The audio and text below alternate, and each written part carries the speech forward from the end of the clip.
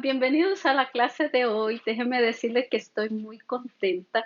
Esta semana me han informado que se nos ha unido un grupo bastante grande de compatriotas. Para los que no saben, es de costarricenses, pero no solamente eso, sino que gente que conozco del barrio, de que crecimos juntos, de que me vieron crecer muchos de ellos. Así que bienvenidos y muchas gracias por unirse a esta enseñanza.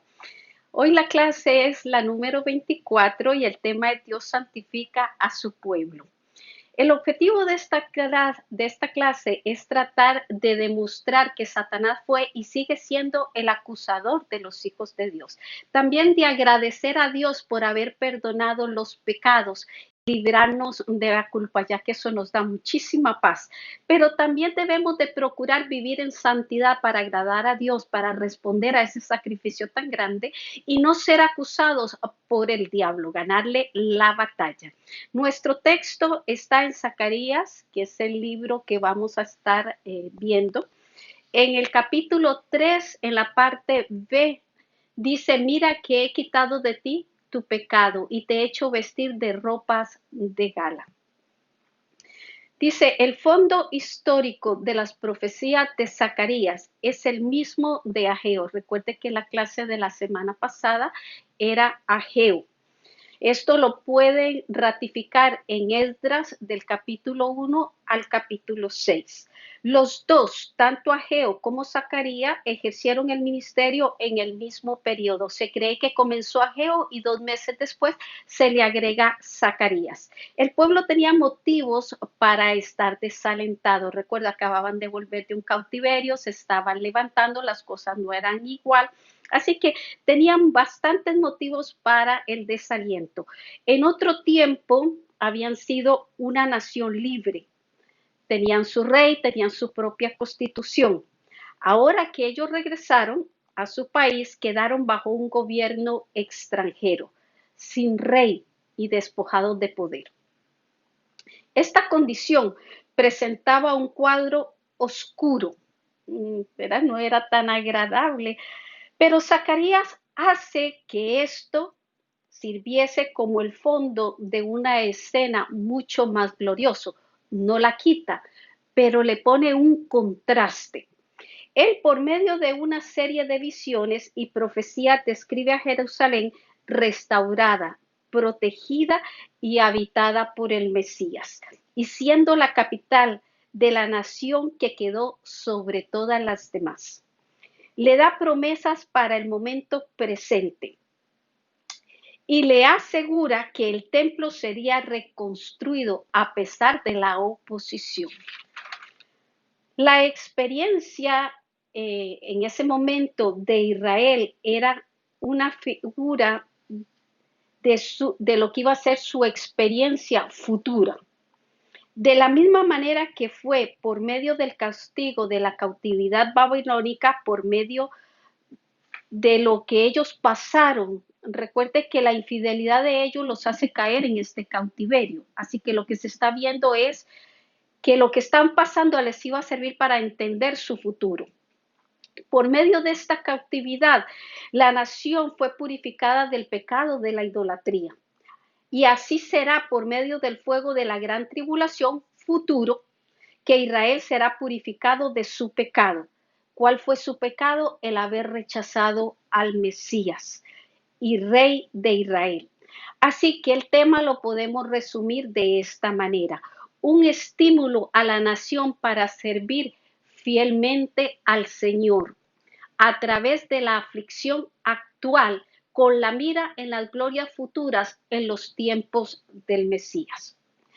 La misión de Zacarías fue de inspirar el fervor debilitado del pueblo. Vimos cómo había desaliento, así que esta es la misión de Zacarías, inspirar este fervor debilitado y animarlo a quitar su vista del presente oscuro y dirigirla a un futuro glorioso.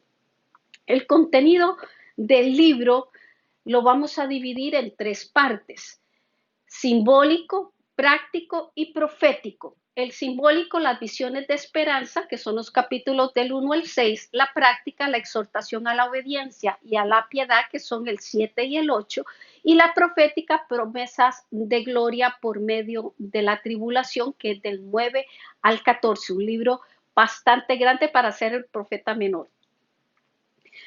Dice nuestro primer punto, la visión del sumo sacerdote.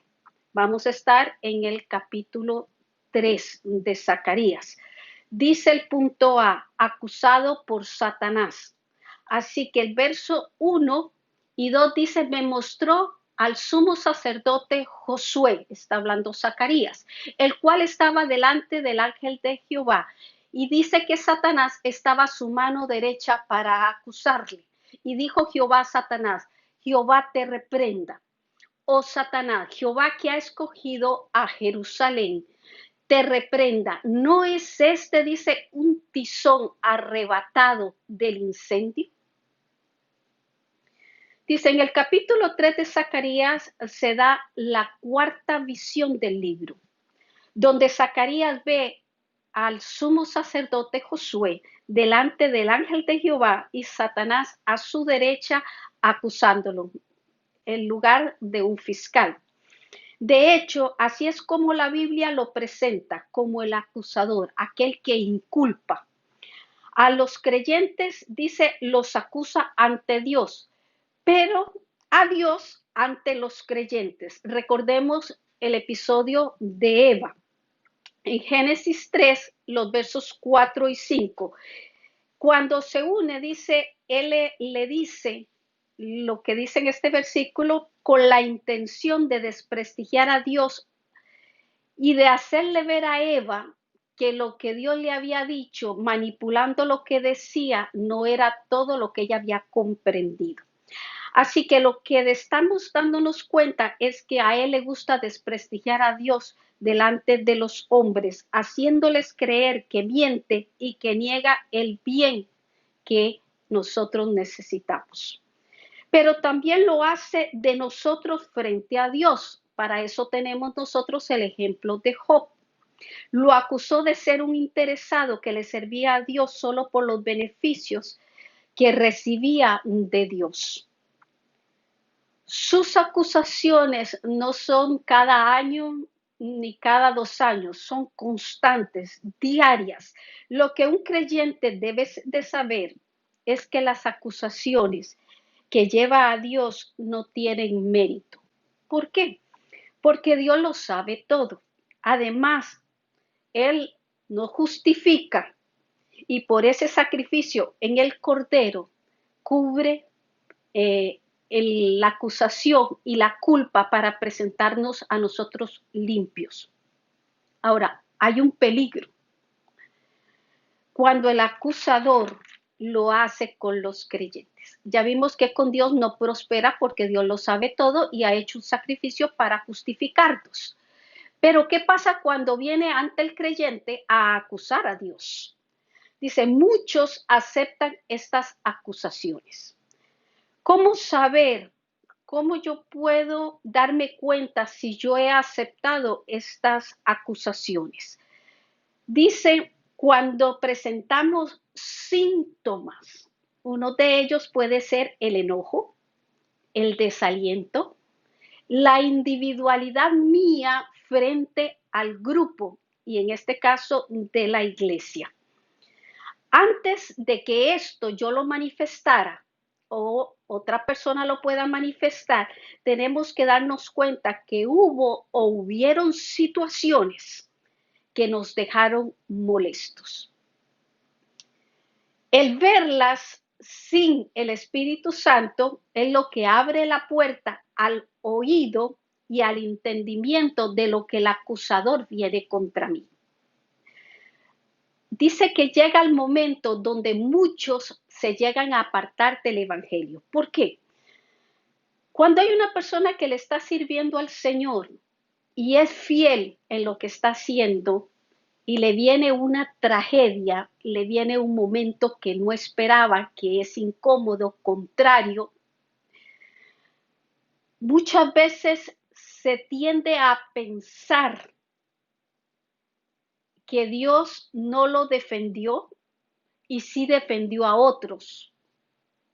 Pero piensa realmente eso o está aceptando la idea del acusador en su mente para recibirlo de esa manera, para desarrollar el enojo, el resentimiento y la amargura. Por eso es que decíamos que muchos se llegan a apartar del evangelio.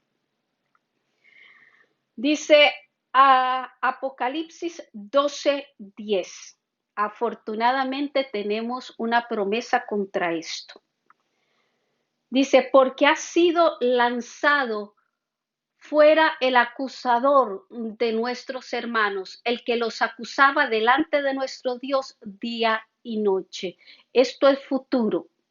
Esto significa que no siempre Él va a poder seguir haciendo lo que Él quiere, pero mientras tanto nosotros hemos sido capacitados con el Espíritu Santo para lograr discernir, aprender, y por eso es que damos las clases, para poder estar preparados cuando ese momento pudiera acontecerle a alguien. Tenemos una ilustración que, aunque es muy viejita, es muy sabia, donde dice que no podemos evitar que los pájaros vuelen encima de nuestra cabeza, pero sí que hagan nido. Esto tiene que ver con los pensamientos. Nosotros no podemos evitar que ellos vengan, pero sí podemos evitar que ellos se queden al punto de convertirse en actividad. Mire lo que dice 2 de Corintios 10, 3 al 7. Una es que no militamos según la carne, así que nuestro juicio, nuestra mente debe ser dirigida por lo que dice la palabra y no por lo que yo supongo. También dice este verso que tenemos armas espirituales, y no solamente son armas espirituales, sino que agrega que son poderosas para derribar fortalezas, para derribar argumentos, para también bajarnos. Yo sé que ni usted ni yo lo tenemos, ¿verdad? Esto es para otros hermanos. La altivez, cuando pensamos que nosotros sabemos más que Dios, más que la palabra, o más que aquel que nos quiere dar el consejo en tiempo. Dice, esto es para destruir cuando esto se quiere levantar bajo el argumento, bajo la fortaleza que quiere bloquear el conocimiento de Dios. Si usted quiere castigar lo que considera desobediencia, porque ahí sigue el verso, ¿verdad? Piense primero cómo está usted en esa obediencia. Esto nos debilita a llegar a sentir o a reaccionar contra otros. Como yo no puedo leer lo que está dentro de las personas, dice el último verso, el 7, miráis las cosas según la apariencia.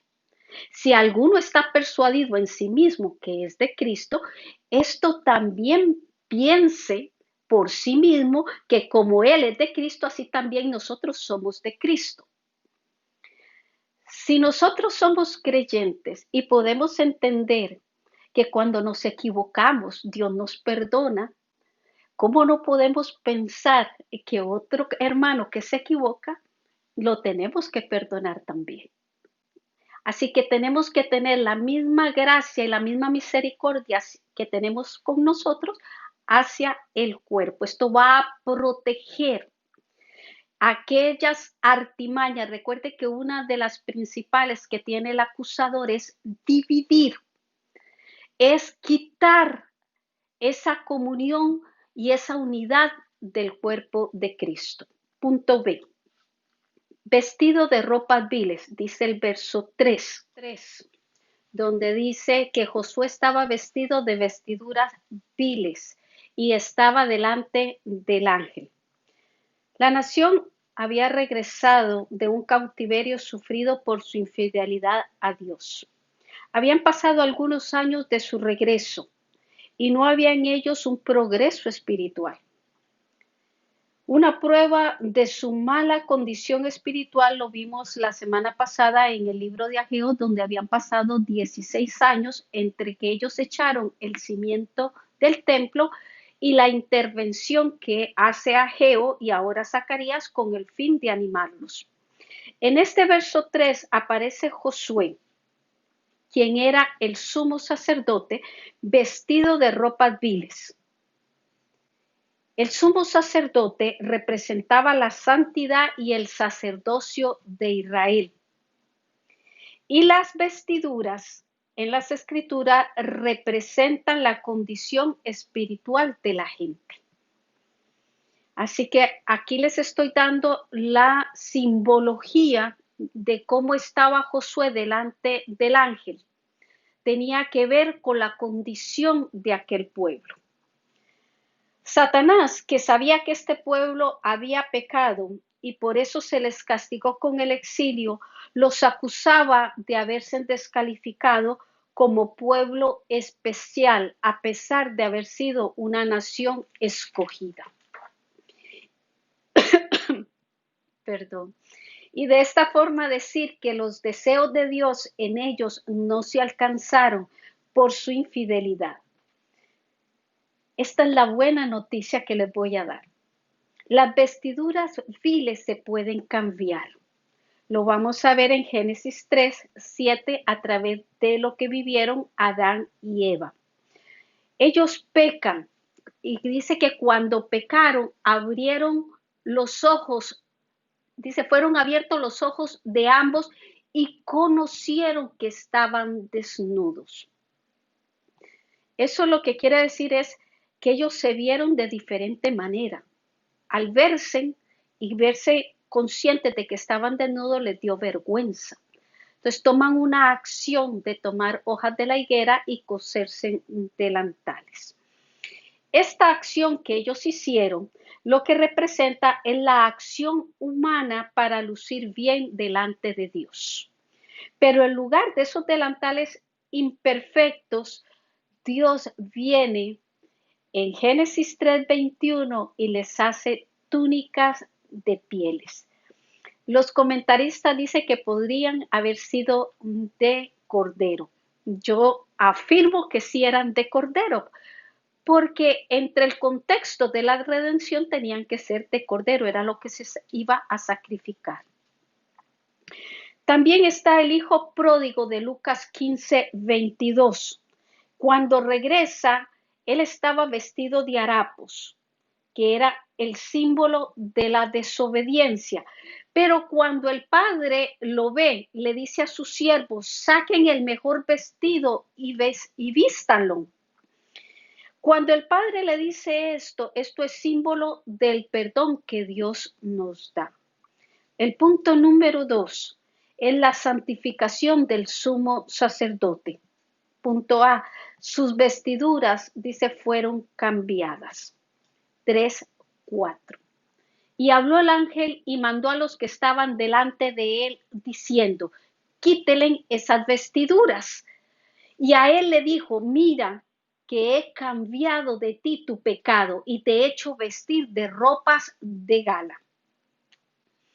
En los casos nombrados, que fue el que les dije de Adán, Eva y el hijo pródigo, en el cambio de vestiduras tenemos que agregar que eran excluyentes. ¿Qué significa esto? Que las delantales de la higuera no se quedaron debajo de las túnicas de piel. No, se quitó una para poner lo otro. Y lo mismo sucedió en el caso de los harapos del hijo pródigo. Se quitó una para poner la otra. Eso significa que o está una o está la otra. Las vestiduras viles representan al viejo hombre y la ropa de gala representa al nuevo hombre. Esto lo pueden leer en Colosenses 3 del 9 al 10. La nueva criatura en Cristo no nace sino hasta que muera el viejo hombre. En el despojamiento de las vestiduras viles vemos la experiencia de la justificación por la cual Dios nos absuelve de la culpa, perdona los pecados y la persona, nosotros hemos quedado limpios. Cuando se ponen las ropas de gala, es la experiencia de la regeneración o nuevo nacimiento, por la cual es impartida la vida de Dios. Así que cuando nosotros nacemos de nuevo, nos convertimos, recuerda, en el templo del Espíritu Santo. Lo tocamos la semana pasada. Esto significa que no es suficiente la limpieza que Dios produce, no es solamente el perdón de pecados, sino que hay que seguir para llenar ahora esa casa que está limpia y vacía. Se necesita su presencia para no volver atrás, para no manchar, o como dice, cuando aquella casa estaba limpia, la habían barrido, que andaba el demonio que la habitaba anteriormente, y cuando la vio vacía, ¿qué hizo? Entró. Y cuando entró, dice que no entró solo, sino que entró acompañado. Este es el sentir. Punto B. Recibió mitra limpia, verso 5. Después dijo, pongan mitra limpia sobre su cabeza, y pusieron una mitra limpia sobre su cabeza y le vistieron las ropas. Podemos sobreentender que Josué traía la mitra sucia y posiblemente hasta rota. ¿Por qué? Porque estamos diciendo que está vestido de ropas viles. Así que su condición estaba mal. Y cuando se cambia, se hace el cambio completo. ¿Qué cosa era la mitra? Era parte de las vestiduras santas del sumo sacerdote. Éxodo 28:4. Sobre la mitra iba una lámina de oro con una frase que decía santidad a Jehová. Esto lo pueden encontrar en Éxodo 28, 36, 37. Se le decía también diadema santa, Éxodo 39, 30. Era de lino, Éxodo 28, 39. Y el sumo sacerdote debía usarla en el día anual de la expiación, Levítico 16:4, cuando se hacía el sacrificio del cordero por los pecados de todo el pueblo. Las vestiduras sacerdotales debían usarse y colocarse en el orden que Dios estipuló. No era que si el sacerdote quería ponerse la túnica y la mitra nada más. No, tenía que ser paso a paso como Dios lo había indicado. No se podía alterar. Esto nos recuerda Efesios 6:11, que nos recomienda vestirnos de toda la armadura de Dios. Porque el creyente debe de tener lo que necesita para ministrar debidamente al Señor, para estar delante de Él y ser de agrado a Él, pero también para ser un creyente sólido. ¿Por qué va a ser un creyente sólido y poder ser acepto delante de Dios? Porque va a ser ceñido con la verdad, porque va a estar vestido con la coraza de justicia, porque está calzando el apresto del evangelio, perdón. Él va a tener y no se va a despojar del escudo de la fe, con el que apaga todo dardo de fuego, toda acusación del enemigo, toda aquella basura que él trata de meternos para dividirnos. El yelmo de la salvación y la espada del Espíritu, que es la palabra de Dios. La salud espiritual es muy parecida a nuestra salud física. Depende de una vida balanceada, de una dieta balanceada. Por muy nutritivo que sea un alimento, no podemos depender nuestra vida únicamente de él. Se requiere de varios para complementar lo que nuestro organismo necesita. El creyente no puede depender únicamente de la asistencia a la iglesia. Yo no puedo pensar que yo puedo ser un creyente sólido Si lo único que estoy haciendo es visitando la iglesia y bueno, en los cambios que estamos teniendo, ver un mensaje por internet. Necesitamos leer la palabra, no solo leerla, sino estudiarla, meditarla, orar, testificarle a otros, ser generosos con nuestro servicio, pero también con nuestros bienes. Debemos de participar con deseo y con conciencia de la cena del Señor. Y podemos agregar otras prácticas que nos hacen mantenernos de una manera sólida en la fe. Esto es la estabilidad espiritual. La mitra nos habla de la consagración de la nación. Si ustedes ven, se quedó para ponerse de último. Así que primero el perdón de pecados, después la impartición de la vida de Dios. Pero cuando estos dos pasos se dan, hay un fruto. En Gálatas 5:22, donde se resumen estas 9 actitudes para vivir una vida santa y agradable delante de Dios y de los hombres. Israel, según el diseño de Dios, debía ser un reino de sacerdotes dedicados exclusivamente a Dios. La inscripción santidad a Jehová no solo nos habla de pureza, sino de la consagración. Estaba en una lámina de oro y esta frase estaba grabada en el oro, así que no se podía borrar con facilidad.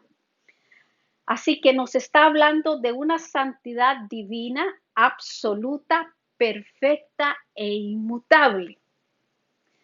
Así que podemos decir que es la que vemos y la que nos dio Cristo como ejemplo. El único capaz de tenerla, pero también de exigirla en nosotros, Primera de Pedro 1, verso 14. Como hijos obedientes, no os conforméis a los deseos que antes teníais estando en vuestra ignorancia, sino como aquel que os llamó es santo, sed también vosotros santos en toda vuestra manera de vivir, santificados. Porque escrito está, sed santos porque yo soy santo. Él abrió el camino, Él dio las posibilidades y hoy tenemos al Espíritu Santo que nos ayuda a cumplir con ello. Punto número 3, que es la amonestación al sumo sacerdote.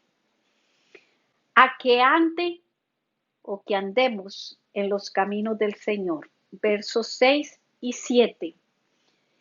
El ángel de Jehová amonestó a Josué diciendo, así dice Jehová de los ejércitos, si anduviereis por mis caminos y si guardares mis ordenanzas, también tú gobernarás mi casa.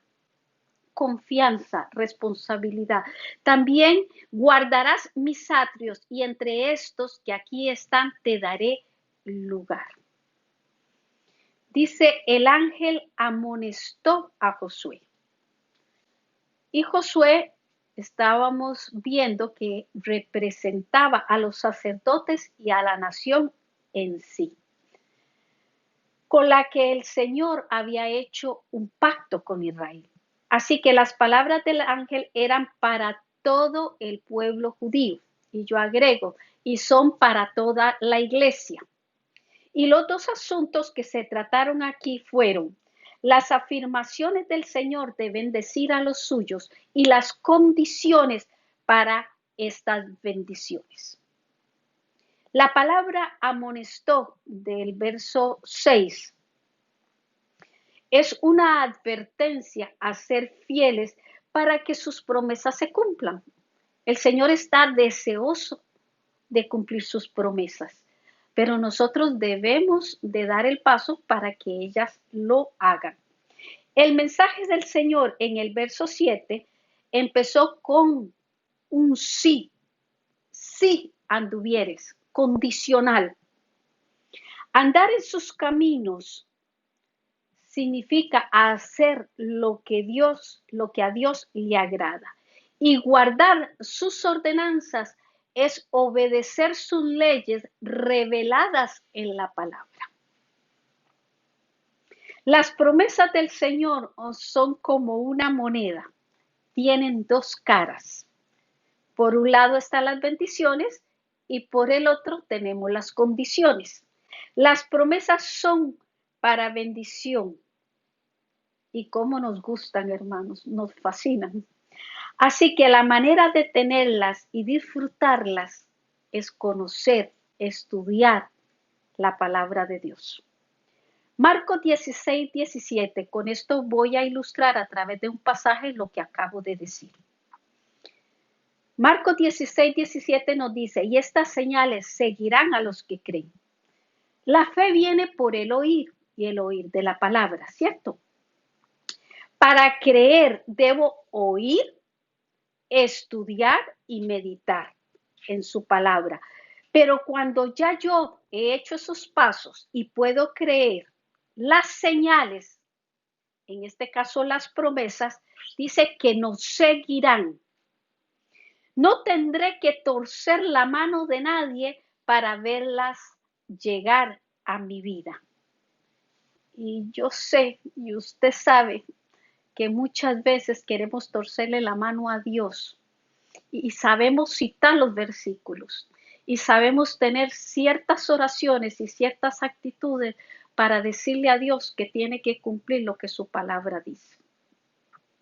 Marcos 16, 20 nos dice, y ellos saliendo, si usted continúa el proceso, ellos llegan a creer, así que obedecen.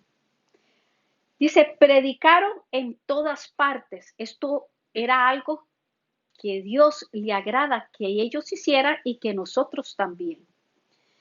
La respuesta dice, ayudándoles el Señor y confirmando la palabra. Cuando ellos estaban en esa obediencia por la fe del mandato que Él les dio, el Señor los respaldó. Así que les ayudó y confirmó la palabra que ellos estaban predicando con señales que la seguían. No solamente la palabra hablada, sino con hechos que se respaldaban. Punto B. A que escuche la palabra de Dios. Verso 8. Escucha pues ahora, Josué sumo sacerdote, tú y tus amigos que se sientan delante de ti porque son varones simbólicos. He aquí yo traigo a mi siervo el renuevo. Escucha. Dice, es una demanda solemne de atención. A causa de la magnitud de lo que se iba a decir. Le dice, tú y tus amigos que se sientan delante de ti. Son una referencia a los sacerdotes que ministraban en el altar y que representaban el sistema levítico, que consistía en sacrificios. Este había sido instituido como tipo de aquel verdadero sumo sacerdote que ofrecería el sacrificio perfecto, con que el mundo sería reconciliado de una vez y para siempre con Dios.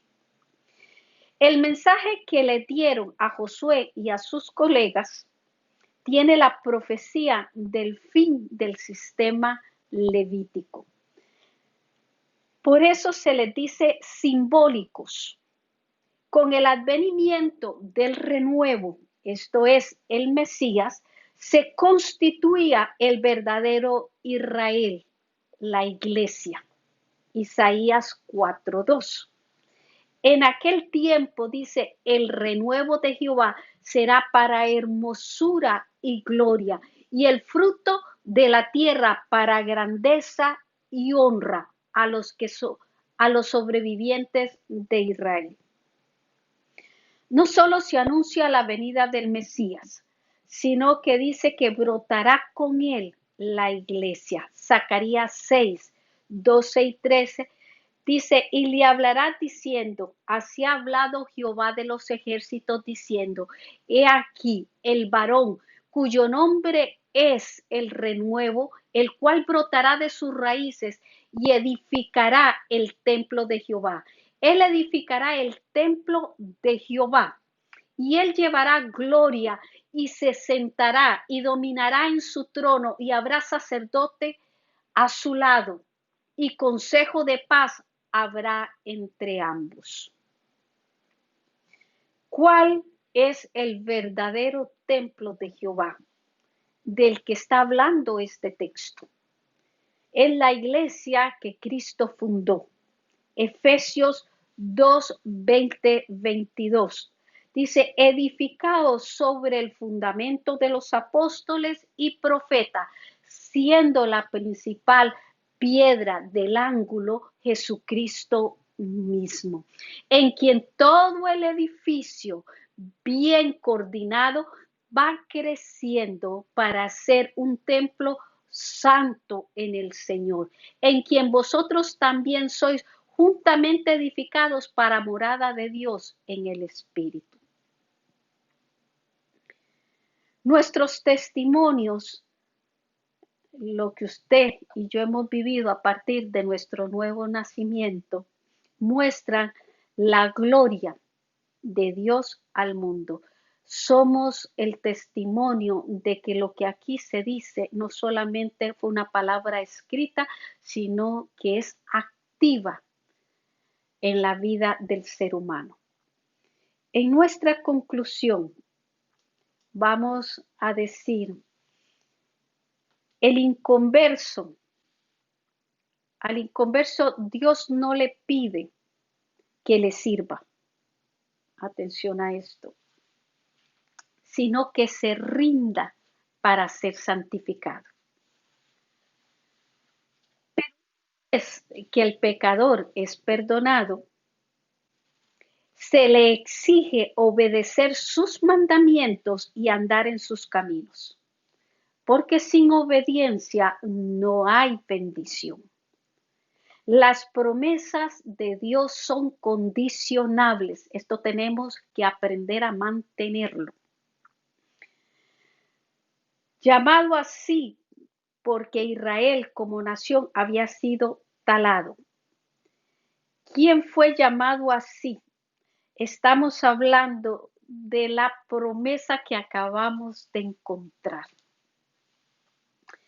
La venida del Mesías, que aquí se llama el renuevo, es el sello, la piedra angular, lo fuerte, lo inmutable con lo que Zacarías firmó para que aquel pueblo entendiera la gloria futura que ellos iban a tener. Esto era lo que les daba a ellos la seguridad y nos la da a nosotros hoy. Dice, llamado renuevo, porque Israel como nación había sido talado, lo mismo que su monarquía. Iba a haber un rey según la línea de David. Ya cuando estamos hablando a este punto, el gobernador que había perdido los poderes de la monarquía, estaba gobernado por otro. Por eso es que se dice que la monarquía también había bajado lo que realmente era. Y el sacerdocio también, que era el que reconciliaba a los hombres con Dios. Del árbol cortado, Israel brotaría el renuevo, Cristo, para traer salvación y fundar el verdadero Israel, la iglesia. Así que cuando iban los planes de Dios y parecían que se estaban cayendo, salió el renuevo y llevó la acción, levantó la iglesia y nos mantiene hoy en la victoria hacia el tiempo que todavía nos falta por ver sus promesas. La próxima semana vamos a ver la segunda parte de este libro de Zacarías con la visión del ministerio de Cristo. Que el Señor le siga bendiciendo.